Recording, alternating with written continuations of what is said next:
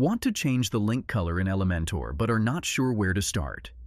In this video, I'll guide you step by step so you can style your links just the way you want, without touching a single line of code.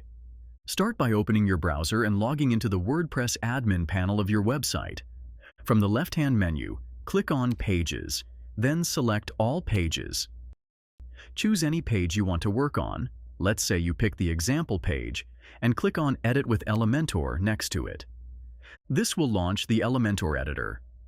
Once the editor loads, look toward the top left corner and click on the Site Settings icon.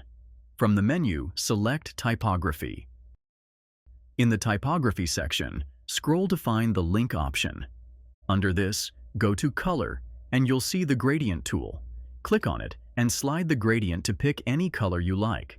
For instance, the default link color might be blue. This is the global setting.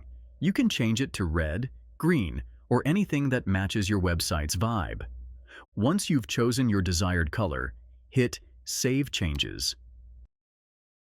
Now, all the links on this page will appear in the new color you selected instead of the global default. You can also change link colors for specific sections only. Just select any container or text area and click the small pencil icon that appears. This opens the text editor panel on the left. From here, go to the Style tab and scroll down to find the link color option. Again, you'll see the Gradient tool, and you can pick a color specifically for that section. This method is perfect when you want to give different sections their own unique style.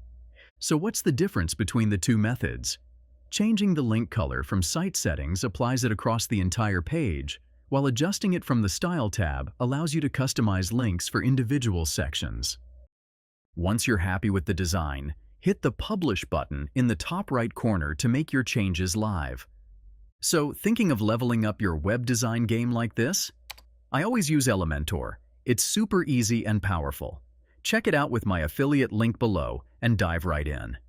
If this tutorial helped you out, don't forget to like the video, subscribe to the channel, and share it with your fellow designers. See you in the next one.